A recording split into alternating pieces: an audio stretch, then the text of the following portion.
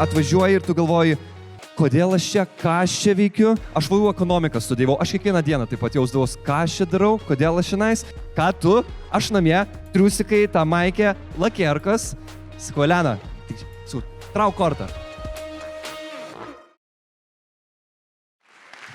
Tai va, jo, aš esu iliuzionistas ir labai puikus pavyzdys, ką aš darau, buvo viename interviu, manęs paklausė, žiūrėk, ar tau neužnisa, kad po kiekvieno tavo pasirodymo, po kiekvieno triuko žmonės tavęs klausinėja, kaip tu tai padarėjai, Tai man atrodo ne, nes čia ir yra mūsų darbo esmė. Tai yra padaryti taip, kad žmogus kažkas jam nesueitų galai, jisai nesuprastų, pradėtų kurti istorijas patys savo galvose ir realiai tu va, su triukais padovanoji dvi žiauriai gražias emocijas. Tai yra padovanoji tą nuostabos jausmą ir padovanoji juoką bei šypsenas, kas dažniausiai eina kartu.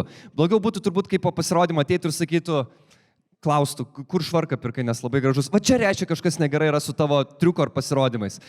Tai va, ir va čionais, beje, jeigu veikia. Čia va yra geras pavyzdys, kaip iliuzionistas daro savo darbą. Tai va, emocijos tokios. O čia aš esu būtent praeitą kartą prieš 4 metų, kai savo istoriją pasakau anoj salėje. Ir tada aš pasakau, kad yra vienas bet. Yra fainai, tu atini ir atvažiuoji į renginį, tu darai savo pasirodymą ir fainai, jeigu ten viskas tinka ir suvaibina. Tai yra publika pasiruošus būtent tokiai intelektualiai pramogai, protui, kai nėra visi dar girti labai stipriai, kai nėra 2:30 nakties, kai visi girdi, visi gali gerai matyti. Bet va tada aš ir pasakau apie vieną atvejį, kai aš tiesiog buvau ten, kur manęs absoliučiai nereikėjo. Tai žiūrėkit, jeigu kažkas planuoja tapti iliuzionistais, tai kazino nėra puikia vieta rodyti savo pasirodymam, nes aš atvariau, atrodė viskas fainai, ar ne, bet ten Šiogalievaitė dainuoja, niekam neįdomu, hebrytė prie ruletės visi, Šilanskas, nemeluoju, su Bingeliu vedė renginį, viens iš kito anekdotų, ir aš turėjau plot, aišku, nes kažkas turėjo plot, tai ne. Ir aš tų pamokų turėjau ne vieną, ir ne dvi, ir ne tris, kai tu būna atvažiuoji ir tu galvoji, kodėl aš čia, ką aš čia veikiu, bet man daug tokių prireikia, kad aš suprasčiau, ne visur manęs reikia. Aš tokią storą odą iš tikrųjų jaučiu, šitam turėjau, buvau atsparus. Aš VU ekonomiką studijavau, aš kiekvieną dieną taip pat jausdavau, ką aš čia darau, kodėl aš šiandien. Tai va, ir dabar čia norėčiau papasakoti kitus dalykus. Tai yra savo projektą. Jo, pradėkime nuo to. Vienas iš projektų, kurį pats buvau sugalvojęs, jo pavadinimas yra Monai. Idėja yra tokia, kaip man gimė. Ypač po visokių talentų, kai telikus teko lysti, būdavo žmonės, pavyzdžiui, gatvė atpažįsta ir sako, magas, čiagi tu ten tas su akinukais, gali kokį greitai triuką parodyti.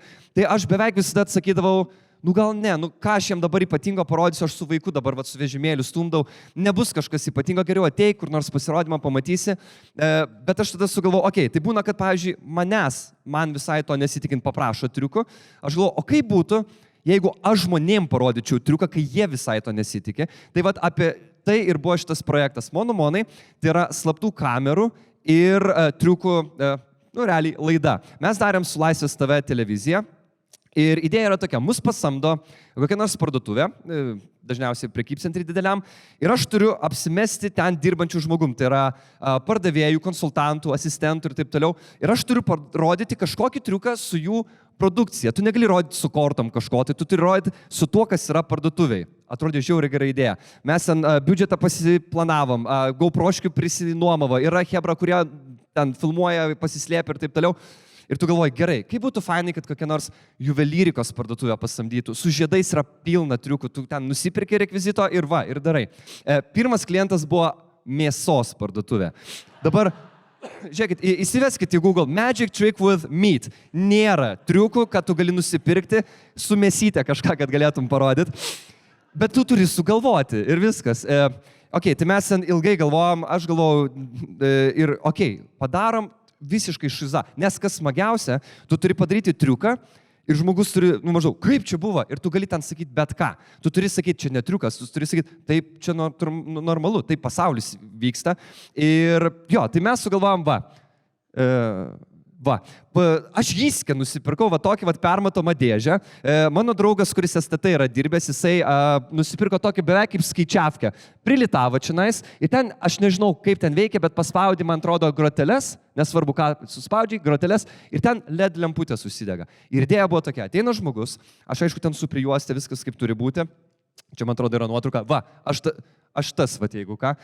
Ir aš taip, tarp kitko, tu užkalbini, sakai, neteko girdėti apie tokį naujieną, mėsos keitiklį. Aišku, visi kas šiandien. Sakau, žiūrėkit, labai įdomus dalykas. Tu paimi kokią nors mėsą ir aš tada paėmiau kalakutienos faršą, sumaltą mėsą, ar ne? Tu įvinioji į popierių ir tu įdedi į tą permatomą dėžę, viskas matosi. Ir tada tu sakai, žiūrėkit, dabar reikia suvesti jautienos, pavyzdžiui, kodą. Čia kodai atspausdinti viskas, va. Jautiena, 3, 6, 4, 7...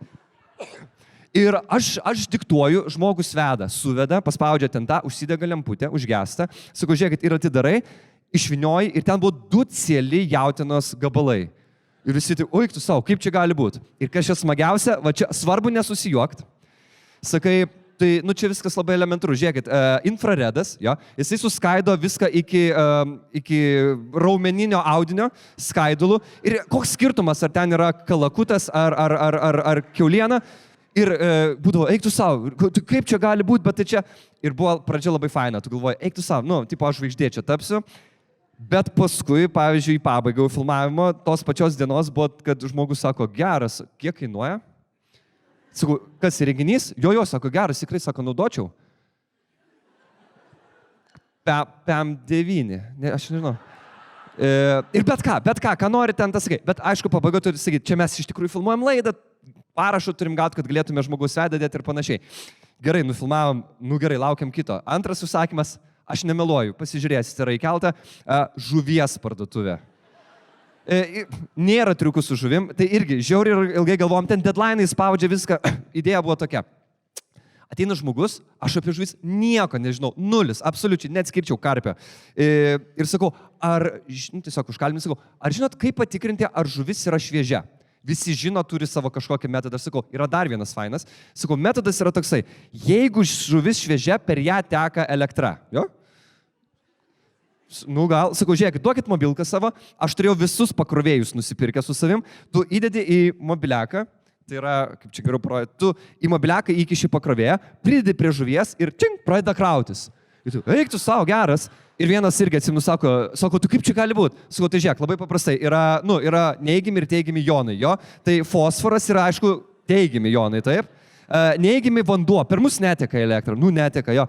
Eik tu savo, sako, reikia visiems papasakoti, galvoju, nepasakok, tai suvalgys tave.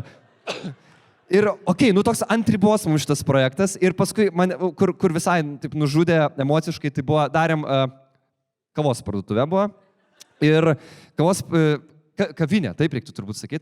Jo, kavinė ir gerai, reikia padaryti su padeliu, su kava, kažką tokio sugalvoti. Tai mano idėja buvo tokia, pasakysit, ar faina, ar ne. Ateina žmogus, barista normaliai padaro kavą, aš laikau padelį, ten yra jau kava, aš pasiimu, žinot, toks yra metalinis indelis, kur pilt pienui. Ir aš pilu, ir kai aš pilu, aš vienu metu patraukiu ranką, važiuokit, padelis ore levituoja, bėga pienas ir tu sakai, žiūrėkit, jeigu dar pieno prireiks, jeigu per mažai pyliau, ateikit, aš dar įpilsiu. Ir atiduodi. Ir pirma reakcija buvo, aha, ir nuėjo. Gerai, gal nepamatė, aš ten aišku į hibrytę atsisuku, jie ten pasislėpė su kamerom, tipo, what? Dar viena moteris atėjo, sako, lygiai tą patį, tada sakau, žiūrėkit, jeigu pieno per mažai, ateikit, aš jums dar įpilsiu. Jinai, gerai. Ir čia biški pramušė, aš nuvarau į backstage, ten prodiusas stovi, irgi toks pat, what? Nes jis visas kameras mato. Tipo, kur reakcijos? Ir mes galvom, o tai kame bairis? Kodėl moteris visai nesureagavo? Sako, aš nežinau, sako, gal neįpratus tokius dalykus matyt, pas ją namie gal indai skraido. Aš galvoju, gerai, žiūrėk, sakau, tėvai, aš nueisiu paklaust. Čia mikrofai visur viską, aš ateinu, sakau, aš labai atsiprašau, jinai sėdi, jinai išsinešimai, bet sėdi. Sakau, galiu paklausti? Sakau, o kad prieš, kaip čia, minutę, prieš metras per akis, jum, podelis skraidė, jum, tipo, nieko. Jos atsakymas buvo, jo, biški keista buvo, žinau, kažkaip tai. Tai ką mes padarėm? Va, mano reakcija tokia. Mes tiesiog šitą projektą, pavadinkim, išleidom atostogų, jau keli metai, kaip jisai negrįžta. Ir ką aš supratau, žmonės tiki, ta prasme, žmonės tiki dalykai, žinokit, ir reikia atsargiai su savo profesija. Tai aš, pavyzdžiui, paskui nebesistebėjau visai, kai po renginio prieina, sako, žiūrėk, o sako, čia buvo triukai ar tikra magija? Bet labai rimtai. Arba, vienas tai buvo, čia beje, pernai lapkritį, man paskambino, tiesa, rusiškai kalbėjo, močiutė paskambino, gavaryti po-ruski, čiučiut, nelabai aš, bet sako, ar galit nuimti prakiksmą man? 9:30 nakties skambino. Ir tu supranti, kad, tu čia burtininką vaidini ant scenos, bet aš dabar turiu tokią misiją ir daugelis iliuzionistų tą turi. Tai mano tikslas po kiekvieno pasirodymo, kas išeina tiesiog iš renginio, kad nei vienas nesuabejotų, ar čia buvo triukai, ar čia buvo tikra magija. Man labai svarbu, kad kiekvienas suprastų, kad tas bičias su akiniais ne Haris Poteris. Jisai tiesiog tą daro, kad būtų fun ir jisai nėra kažkoks burtininkas. Man labiausiai amazing yra, man labiausiai patinka. Tu darai pasirodymą, tarkim, yra stalas ir sėdi dėdė ir tave stebi, tipo, nugarą sėdėdamas. Ir jisai niekart neatsisuka. Kai tu darai, pavyzdžiui, tą patį monų, ar ne, projektą, daug prisipirkti visokio rekvizito reikia. Tai va čia irgi dažnas klausimas, ką iliuzionistų būna paklausę, o tai kur pirkti tų triukų? Esmė ne kur, Magic Shop įvesi, iš karto užmes pilną, esmė ką? Nes, pavyzdžiui, mūsų triukų, tie traileriai, pavadinkim juos taip, jie lygiai taip pat gerai padaryti kaip filmų traileriai. Tai žinot, kur viskas geriausia sudėta, arba, pavyzdžiui, dėta fake reakcijų, kur tokių nėra buvę gyvenime. Ir aš esu labai daug prisipirkęs nesąmonių. Aš esu išleidęs, skaičiau, apie 8,000 eurais jau dabar. Šitą iškirpsim, čia žmona vis tiek žiūrės, tai ate. Kurių aš gyvenime nenaudojau, nes, pavyzdžiui, tu gauni, eik tu rimtai, va taip. Ir aš vieną noriu papasakoti, ką pirkau. Tai neteiskit iš karto. Man atrodė fainai. Va toks triukas, tai yra įrenginys skirtas nutrenkt žmogų. Su, elektra, statiniu krūviu. Man atrodė fainai. Čia net yra net triukas, bet idėja yra tokia. Tu palieti žmogų ir, žinot, nupurto. Ir svarbiausia, tamsoje net matosi, nes, ten elektra tikra, ne? Ir čia buvo net triukas, čia buvo idėja, kad bus efektas prie triuko. Pavyzdžiui, aš sakau, Simonai, įstrauk vieną kortą. Jis įstraukia, aš sužinau kokią kortą, aš atsakau, teik čia, paliečiu kaktą, toks tai būna. Ir sakau, vynų 5. Ir jis sako, jo, bet kas va čia, kaip čia tu taip, ką čia padarai man? Aš maniau, kad pastiprins. Tai nebuvo gera idėja, aš gaunu, aišku, atkeliauja ten iš JAV tas triukas, aš vienas namie atsimenu, atsidarau, nice. Pasižiūrim DVD ir kaip čia viskas atrodo, nes per trailerį atrodė wow. Pirmas dalykas, devices, tipo kažkoks įrenginys. Tu jį turi ant tokio dirželio, prisikabinti va čia ant, kas čia, šlaunis, blauza, ant blauzdos, jo, va čia nice. Ir yra taip, on, off, yra low, medium, high. Gerai, aš įjungiu. Kitas dalykas, by the way, tipo, reiktų įžeminti jį. Kaip? Aš nemeluoju, žiūrėkit, laidas maždaug piršto storio. Jisai turėtų nuo device'o iki, tipo, kulniuko, čia nice. Aš dabar galvoju, kaip aš atrodyčiau, iškart matosi, ne kad laidas kažkoksai, tai turbūt, tipo, aš Robocopas būsiu ant scenos. Tarkim, gerai, tarkim, ir aš repetuoju, su tokia wife beaterio maikė, triusikai, vasara, koinės ir lakierkos. Aš tą užsidėjęs, ten primynęs, įžeminau, ant kitos kojos pasirodo irgi reikia užsidėti kai ką. Magnetą, kažkokį. Čia prisidedi ir yra taip, kai tu, išsiskėtęs, nieko. Kai tu taip, tipo, kojas arčiau, kažkaip ten susijungia ir per tave pradeda tekėti, statinis krūvis. Ir gerai, tai, tipo, ką aš dabar jau čia, jau stebuklingas, kaip repetuot, kai tu vienas namie. Tai ten buvo dar traileryje ir, DVD parašyta, kadangi per tave teka, ten ta elektra, ten kaip per tą žuvį srovė. Yra toksai dalykas, jeigu, pavyzdžiui, ir, nebandykit, bet jeigu teka srovė iš krano, tu va taip ranką pridedi, išsikreipia jinai, nes čia, tiesiog elektromagnetizmas. Kitas dalykas, jeigu mažų papirėlių, pavyzdžiui, būna pribarstytų, tu va taip ranką virš stalo perbruki, jie pradeda judėti. Tai aš taip ir turėjau repetuoti, nes nėra ko trankyti namie. Prisikarpiau ten tų papirėlių, ten prieš tai jų guliu, įsijungiau ten, viskas tai kaip turi būti. Nieko ten nejuda, nelabai veikia. Gerai, davai, šitą. Galvoju, šiaip dar reiktų papirėlius gal mažesnius pasidaryti. Ir aš pasiėmiau žirklės, senovinės, tos tokios metalinės. Tai aš nemeluoju, jausmas kaip į dudvam įkišus pirštus. Ir tada tu supranti, kad skauda. Ir pasirodo, tas bičas ramių veidų. By the way, you will receive 50% of the shock. Ir tipo, tu turi atstovėti tokiu akmeniniu veidu. Tu ateini Simonai ir tipo, bet aš nieko. Bet matėt Simoną, kaip pašoka? Tarkim, okei, ir grįžta žmona. Jinai dar tiesa nebuvo tada žmona, po šito irgi dvejojo. Jinai tipo įeina, tipo, ką tu, aš namie, triusikai, tą maikę, lakierkas, pasipuošęs vyras ir papirėliai kažkokie tai. Sakau, Elena, trauk kortą. Ištraukė, aš ten žinau kokie. Ten high, beje. Šiaip, va, tu Simona, žinai, jinai nesikeikė, Lena. Jinai pasiuntė mane, pasiuntė visą magijos industriją, viską, ką tik tai galėjo. Jis sakė, žiūrėk, tėvai, niekada gyvenime šito, nebandyk, nedaryk. Aš, suprantu, gal logiškai, bet, vis tiek, DVD reikia iki galo pažiūrėti, pasižiūrim.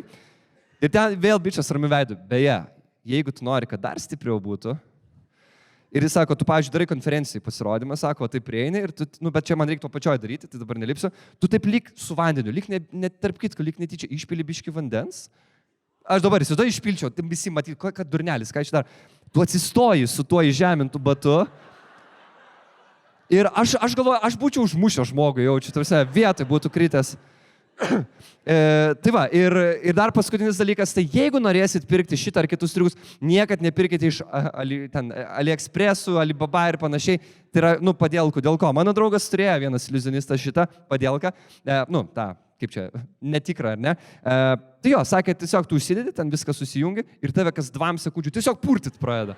Ir tokie tipo, tai va, tai jeigu reiks pagalbos, aš nupirksiu jums kažką. Parašykit iš ten, kur reikia pirkti. O šiaip, turbūt mano pagrindinė, net nežinutė, nes aš galvoju, ką aš norėčiau jums šiaip pranešti, tai man atrodo svarbiausia ne tai, kad failint, ar ten nebijot failint, man atrodo svarbiausia yra, kai tu sufailinai, pripažinti tai, nes čia yra dažniausiai sunkiausia, ar ne? Tai ir kai tu pripažinsi, tada viskas atrodys žymiai gražiau. Ir šiaip, kas nefailina, tas nelipa ant šitos scenos. Tai vat linkiu visiems užlipti. Ačiū labai. Justinai, ar nuėmė į prakeiksmą tai babytei, kuris skambino tau 9:30 nakties? Aš klaidą padariau. Žiūrėkit, kaip reikėjo padaryti. Reikėjo pasakyti jai. Aš pasakiau, žiūrėkit, aš kortų triukus darau. Aš negaliu jums to padaryti. Man ką iš tikrųjų reikėjo padaryti, aš dabar taip daryčiau, tikrai nuoširdžiai. Tai aš sakyčiau, žiūrėkit, nuėmiau, viskas, gyvenkit ramiai. Ir būtų jai ramu. Ir nes jinai tuo tiki, jinai būtų tuo patikėjus, supranti. Tai čia buvo klaida. Tai jeigu jums skambins babytė, rusiškai kalbės 9:30 nakties, tiesiog nuimkite į prakeiksmą ir nesiparins. Ar tau nekilo mintis pačiam triukus kurti ir pardavinėti kitiem?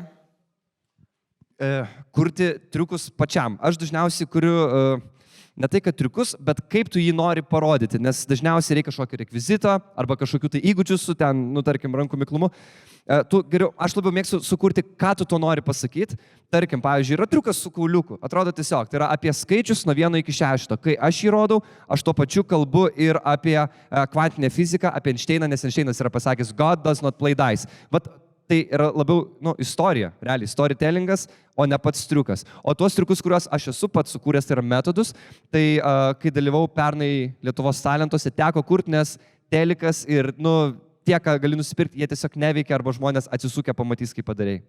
Justai, ar tau būna, kad žmonės stabdo gatvėje ir sako, kad parodyk fokusą, parodyk triuką kažkokį tai? Būna tave atpažįsta? Tai aš ir sakiau, tai vienu metu tikrai taip, du buvo tokie laikotarpiai, kai tikrai, hei, čiagi tu tas, tipo, ten iš talentų, gali kažką čia tokį greit? Jo, tai būdavo, bet aš sakau dažniausiai, ką tu jiems šitą, tipo, Beje, šitą esu rodęs vieno reivo vakarėlį ir ten visi ant dragsų buvo išskyrus mamą ir tetą ir tai klausimas, jie tiesiog eiktų, o tau neskauda, kai čia tipo apie...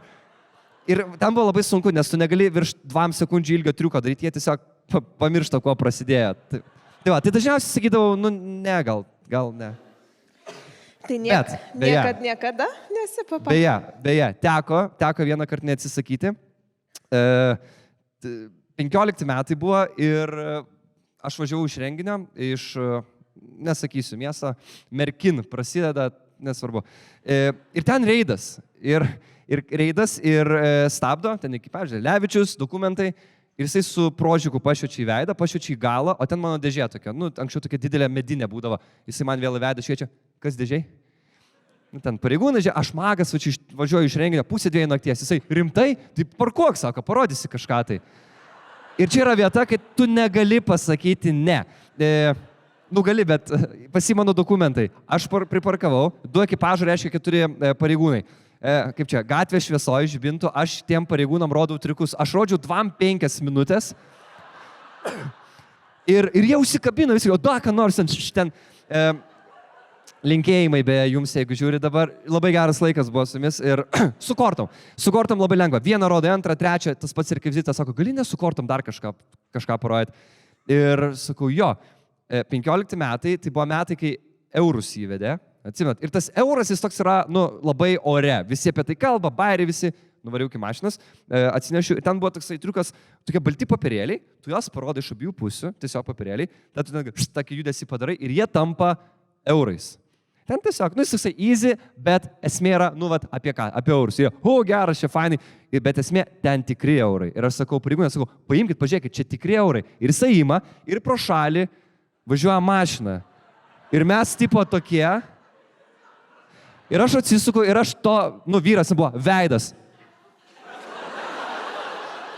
Ir mes, tu čia, jisai man sako, gerai, susirink eurus, susirink dokumentus, jeigu ką tu triukus rodė, viskas, tipo ate. Atbėga dar vizitkę paėmė, bet nepaskambino. Laukiu skambučių. Tai va, tai buvo, jaučiu, iš tų, kur, tu negali neparodyti, tai tenka. Bet Justinai, čia geras autas pareigūnam yra, kad triukus rodė. Jo. Turiu kolegą, kuris irgi buvo taip pat, vieną rodė pareigūnam, antrą sako, aš dar su pinigais moku. Nereik su pinigais važiuok. Jo, bet jeigu ką, tai triukus rodėt. Mes iš publikos turim visai fainų klausimų ir vienas žmogus klausė, kaip rimčiausiai esi nukentėjęs savo triuko metu. Rimčiausiai? Jo, rimčiausiai. Kas klausėt, čia yra fiziškai, ta prasme, trauma? Dabar neprisipažins. Gerai, o psichologiškai gali papasakot, kaip rimčiausiai. Gerai, nukentėjęs. Aš vieną kartą rodžiu tokį triuką, kur tu paimi peilį, tikrą peilį ir tu tiesiog paimi žmogaus švarką. Paimi švarką ir tu kiaurai tą peilį prakiši pro švarką, pro žmogaus švarką. Ir aš kai kišau, aš tiesiog persipilvu pirštą ir kraujai bėga, bet švarkas sveikas. Bet aš buvau tikras, kad aš ir švarkas Bet ne, viskas tvarkoja. Tai esu persipilvęs. Nieko daugiau viskas. Ligoniniai neteko gulėti. Ne. Aš atsimenu, tu pasakoji, kad kartais publika būna susimoka už tai, kad ateitų tavo triukų pamatyti ir vis tiek atsiranda žmogus, kuris ieškos kaip, kažkokios klaidos tavo pasirodyme. Klausimą turiu iš kitos pusės. Ar būna, kad kartais tu stebi publiką ir matai, kad yra žmogus, kuris neįsitraukia, sėdi ir neploja? Tai ir kad neploja. Aš turėjau, kur 300 neklauso, I feel you. 300 ir niekam neįdomu. Man labiausiai amazing yra, man labiausiai patinka. Tu darai pasirodymą, tarkim, yra stalas ir sėdi dėdė ir tave stebi, tipo, nugarą sėdėdamas. Ir jisai nekart neatsisuka. Visi atsisukę ploja, o jisai dėdė sėdi ir jisai su nugarą sėdi. Bet aš jį užkalbinu, aš jam ką nors pasakau, kaip jums, viskas gerai matosi, normaliai. O šiaip yra buvęs toksai dar atvejis. Tu ateini daryti pasirodymą ir taip tik ateini ir sako, iškart, gali dabar varyti. Jo, galiu, ten žieminius batus persinį, sveiki ir pradėti daryti. Ir aš turėjau anksčiau tokį triuką, kuris turi kelis efektus. Pirmą kartą padarai biškį triuką, antrą, trečią ir ten kulminaciją. Ir aš visada darydavau taip. Padarai pradžią ir visi paploja. Ir tu žiūri, kas neploja. Ir tu išsirenki, kas neploja, tada sakai, ir ten būna asistentė ant scenos, pasikeitęs su kažko darai. Sakai, žiūrėk, fainai padarėm, bet, sakai, Tadas neploja. Mes darysim, kol jam patiks ir jis plos, nes ten vis tiek reikia daryti daug kartų.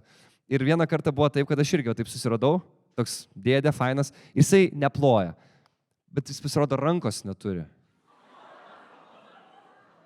Jisai yra karininkas buvęs, ten kažkoks ir kai tu žinai, yra viskas tvarkoje, bet kai tu nežinai, ir tu sakai, kuo vardu? Neatsimenu, ten Petras. Skužiek, visiems Petras neploja, mes kartuosim Petrai, ne? Pasistengsim kažkaip kitą kartą. Kas fainai, kad jisai gerą humoro jausmą turėjo ir jisai labai fainai kažką atgal. Ir tu sakai, fainai, čia mes, vienas ant vieną, gerai. Antrą kartą padarėm. Ir dažniausiai tada 99% tas būtinai ploja, net perdėtai visą. Petras neploja. Eik tu savo, tai mes čia, kas ką, gerai, važiuojam toliau, pabaigė triuką, gal aš vis tiek kažkaip jį paimsiu. Tada kitas triukas sako, žiūrėkit, čia yra tokia dėžė, iškart netidarysim, paskui pažiūrėsim. Petrai, žiūrėkit, paimkit vieną ranką, taip laikot, kitą virš savęs ir dėžę laikot prispaudęs. Ir jis neima. Ir žodžiu, ten rutuliuojasi, kad aš mačiau, kad kai kurie svečiai sėdi, ir žinau, kodėl. Ir kai aš nulipau nuo scenos ir man vedėja pasakė, tu žinai, ir aš, tada tu grįžti mintimis ir... Bet aš nežinojau, hebra, come on. Čia gal yra tas triukas, kuris tave labiausiai sutraumavo, kai, žinai, tam prieš tai tau klausimą. Jo, bet aš, irgi dabar netikrinsiu, kas turi ranką, kas. Pat užtaikysiu, ta prasme, čia toks, jo. Gerai, Justinai, žiūrėk, ačiū tau labai.